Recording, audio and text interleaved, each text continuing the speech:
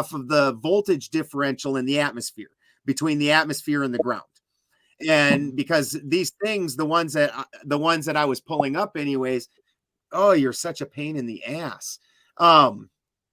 You guys can't see it, but there is a cat right in front of me trying to, when you're doing these things, you're trying to look at the person. I know it doesn't like now it looks like I'm looking, but I'm looking at him, and you are. Anyways, these things weren't like just something that was 6 inches or 2 or 3 feet. The ones that they were showing, like the one picture, they had a church with a steeple in the background, and this thing appeared to be, it's taller than the church steeple. And then the one picture was this Electro-Culture building, and appeared to be a 2-story building, and the thing was a substantial amount taller than that. So it seems to me like they were pulling more off of the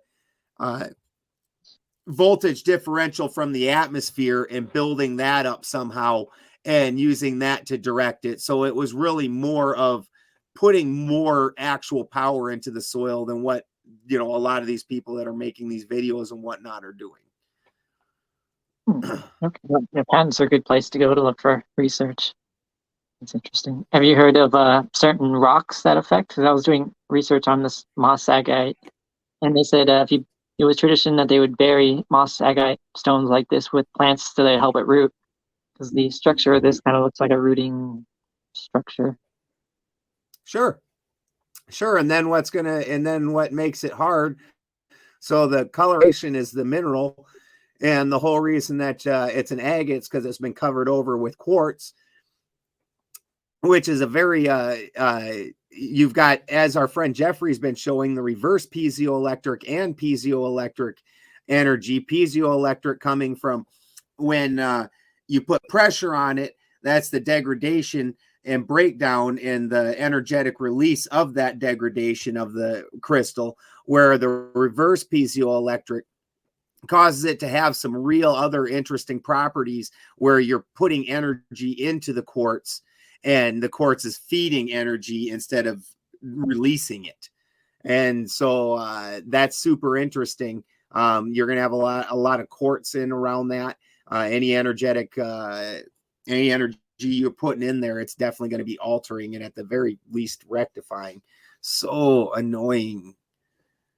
Mm-hmm. Okay. Yeah. Have you heard of putting sensors on plants, like EKG, electrocardiogram sensors, so that you could see pretty much what the plants are feeling or thinking or talking by some of the patents did, yes. At least 2 of the patents did, and they had some fairly complicated machinery that was, one of them was picking up electrical signal and doing it, like with just a needle like that. And they had a few other machines that a couple of them patents that were trying to see what was going into the plant, which is, again, very, if you're trying to really be scientific about it. One of the people in the chat was talking about, how the grass around his fence dies. Well, he's running an electric fence that's meant to shock an animal and keep it away. Obviously, that's too much. At some points you're going to be killing pests. At some points you're going to be stimulating things. At some points you're going to be killing the biome of the soil. At some point you're going to be frying the plant. Like Lucas said, this is where other components come in, like where Lucas was talking about the sodium setting the electroconductivity of the whole system. And as you burn through it, it's going to burn those pieces out, and you're not even able to carry charge anymore. Mm-hmm. Yeah, it's kind of like water. If you put room temperature water, it's good. If you put boiling water, it'll kill, So you got to be careful with electricity as well. With the right frequency and amplitude, you could give it some energy. If not, you could destroy it. Exactly. And and what's DC going to do? What's AC going to do? They had both. The article I was looking up and then they had completely separate magnaculture, or whatever you would want to call it. So these are all completely separate ideas. And again, where I'm curious, because rather than thinking that one is, because I know it's very most people realize direct current, but we also find alternating current in nature. So I'm very curious what each one of those stimulates. And then once again, just like I was talking about with the combination of the electroculture and the magnetic side of things, well, then what if we also did a rotation of like, what if a little bit of AC into the system every now and then, is helpful. It gives it a little woof, where then that's only something good for a very short duration, where most of the time DC is going to be more beneficial. Lots of questions, no answers. Yep, a lot of experiments we could do. You could also apply it not just to the dirt, but to the water or the plants themselves. You can attach electrodes to them and leaves. Right, and so the answers are out there, and there's been lots of different people doing different independent experiments on their own, and it's just so many experiments for all of us to do and start doing. I was saying I don't have any of these answers. Sharing it, and yeah, for sure, right? But with the agricultural and electroculture real science series that we're starting and doing, and essentially this is part of it, but that we'll be doing an official titled series of it going forward with our own experiments launching in the next couple of weeks. I myself are going to start doing one of lettuce, one of spinach, and one maybe of either carrot or a beet or something like that. And that I'm going to use the same seeds, same soil, same containers, same light, but then have one with the regular tap water as a control, one with the regular tap water then turned into colloidal silver or gold water from my monoatomics that I'll be watering, and then one with the diatomic blue oxidized water to see if that actually poisons the plants as opposed to helping it, or if it does help it, who knows. And that if I can repeat the 6-foot lettuce that I grew in my garden last year by watering it with the colloidal waters and giving it a little bit of actual pure monoatomic gold powder at the very start, and yeah, doing tests that way. And then I'm encouraging Mike over at Faraday Research to start doing one with his structured water versus just his tap water. With Gerald's already starting doing some of his experiments with his seeds and stuff, started it, and I encourage everyone to get involved with this sort of stuff. And whether it's the electroculture, and also in that, sorry, that was another one of the, not just 3, there's like 5 or 6 total that I wanted to do. I might also do microwaved water with one, but I don't know if I'll do that this year. I might wait till next season. And then one with the just basic wood stick with the solenoid copper wire going up, building that little electroculture antenna.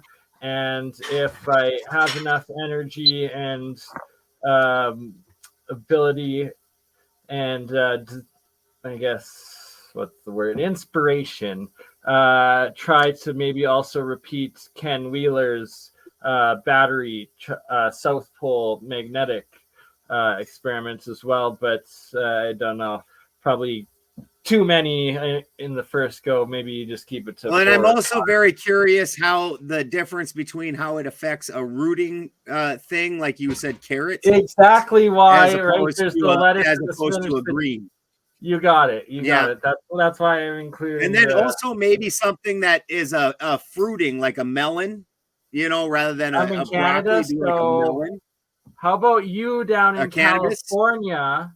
I can either ship you some monatomic material, or you can start making some yourself to start doing some of this. But we all should be doing these experiments and get them set up. But I don't have a greenhouse at my current setup right now, so melons pointless, just too short of a growing season here in the western prairies of Alberta. Ooh, we got Fozzie, Tyler, man, joining. Welcome. Good to meet you, Tyler. How are you? Yeah, we should try to get Matthew Rife too. Hopefully, he has a lot with Electro-Culture. He mentioned he's working with some farmers. Absolutely. Sorry, yeah. Duh, brain dead. Yes, that was I've been another meaning one to that call I was Matthew going to anyways. include. Is the Rife charge structured water? That was the other one. Thank you for reminding me there, Charlie. And yes, phone with absolutely. Telegram on it. He messages my phone with Telegram on it, and it won't take a charge. And I've been meaning to call him anyways. Okay. So I guess I don't know where you guys are up to, because I've only just jumped in the stream without watching the video beforehand. It's just walking the dogs and all that. So yeah, what's the topic? What are we discussing currently? No worries, Ty. We've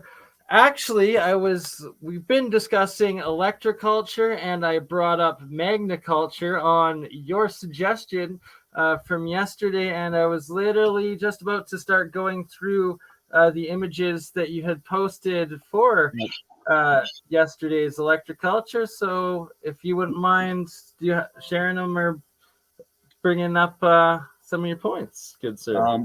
Well, you've caught me pretty off guard. I've actually just gotten back from walking the dogs. I haven't got my computer and all that. No worries. But I had to screenshot them because it was a ScribD document, and you need the paid subscription for it. Right. Or you get a certain amount every month or whatever. So I was able to screenshot them to get around not being able to save them. But Beautiful. I've got the link. I suggest everybody does that. And sorry to interrupt. No. Luckily, you sent them to me, so I have them. So do you mind if I ask you some of the questions or just basics about what you've sent here? Well, yeah. Like what I was bringing up specifically with that distinction, because I know they're sort of being used a little bit, like they're sort of being used interchangeably a bit. Everyone sort of either calls it Electro-Culture or Magna-Culture, or I've even, people are calling it Electro-Culture, which could possibly be the distinction again, where that's sort of talking about more using actual like current through the plant more than it being a field thing. Yes. Okay. I'm glad you bring that up as well, because shout out once again Sherry Ives, who sent me this amazing Electro-Culture book, and it's from the Lehman James Briggs Forgotten Books, and you can actually download it as a PDF online. But it's got a bunch of different Electro-Culture experiments from the U.S. Agriculture Department in the 1920s and 30s. And one of the main tests that they put focus onto was where they were putting a whole bunch of AC currents and direct current voltage into it, and that it was creating negative effects on it. So that's why they finally ruled it as a bunk technology that harmed it and didn't work, and didn't continue investigating it further after that. There was a big push between the First and Second World War by Britain in particular, and they invested a lot into studying it, at being at risk of food shortage and all that. But it being sort of, between the military campaigns and just, England, you got to assume that they just swept that up. They found their results and just swept it under the rug and put the pseudoscience title on it. And that's where it disappeared from what it seems. As they do with every over unity, free energy, or national security technology or science throughout. There was what made me really pay attention to the language of it was that I kept when people are running sort of the indoor sort of tests for it all, or not tests, but when people are doing the instructional videos, half of them are using a magnet to create that, like they're using a magnet, a copper wire, and a galvanized nail, and that's creating the field sort of thing. But then so electromagnetic as opposed to a natural stable. Or as opposed to the other videos, they use a 9-volt battery. You know what I mean? And so that's, in theory, I think they're what, DC, aren't they? A battery, yeah, that's direct Yeah. current. Yes, sir. So DC versus AC in them, which is actually good to see the different ones, and that hopefully everybody that tries each different way, the key part is to make sure you have a control Yes. that you're also growing along with the one that you're doing this experiment with, and recording the whole process along the way so it can be usable science and like results, and eventually, you know, we're turning this into something. We need to aim for that 30%. You know, that's the sort of benchmark that I saw repeated from the French studies in the late 1700s, with, you know, with all the timing. AFCE, the French Association of Electric Cultivation. Have you heard of them? I was asking ChatGPT and they gave me a list. Right. Well, that might have been that might have been the organisation that did it, but it coincided with the possibility of them, you know, maybe using that in the early incubators and all that shit, because it disappeared sort of right, you know, I think it was about 1830 or 1840 was when it kind of just, or even earlier, sorry, it was late 1700s that it fully disappeared. Then we had all the 1800s stuff go down, and that's a really good point. And that earlier at the start of this stream, Ben, you mentioned how you didn't believe Benjamin Franklin was the discoverer of electricity with the kite going up to the lightning bolt. And 100%, there's all these 1600s and older German and French science books that literally have chapters with these depictions of both the cathedrals and just going up and collecting the different levels of electrical differential from the atmosphere to the ground, and the architecture in between the two, and that like they were studying the science of it, writing chapters of this 400 or 500 years ago, and it's been completely erased. And when you understand that, and then how advanced electro-culture really can be, and such things as like the megaliths, the pyramids, the different ancient macro architecture, that chances are it's a lot more developed, but that there's a much bigger understanding that's being hidden from us, but still in a portion of our society and technology today. Anecdotally, China's still using electro-culture or magnet culture pretty heavily. You know, it's a huge part of feeding the population there. So I haven't got any more info or any references to that statement, but like I have heard that they're the ones that sort of kept going when the West gave it up after the war or whatever. Yeah, the picture is depicting Benjamin Franklin, you know, with the kite, but yeah, actually he never did that experiment. He had another group of researchers he had mentioned too, and they performed the experiment for him, but they did with a lightning rod and a Leyden jar. Yeah, so that's what we taught in electrical engineering, but still culturally explained that he did it himself. But Charles Steinmetz though actually did some interesting lightning experiments before Benjamin, around that time, and he was known as like the capturing lightning. Lie we're taught. And I have to just point out, and then I'll let you go on with this, Charlie, because please explain this more. That's huge. But that they make the first experience of collecting electricity from the air, a traumatic one of, we got shot by lightning with the kite. Like, don't ever put anything up there. Where then it's like, you're never going to look at, this technology that is literally collecting that, and the science of that is built into everything that's hidden right in front of us. Yeah, correct. Yeah, he never did the experiment, so I don't think he was at any risk. But others have tried to replicate it based on the first group that did it based on his request, and a lot of people died trying to replicate it. But before that, there was people in China, like you mentioned, that were doing it, and even monks that would do it on purpose, do like a kite or balloon technique, lantern with fire to create the buoyancy for lift, and then lightning would strike it, and they would attract it into their body, and it was called Lei Shen Dao, which is a method of attracting lightning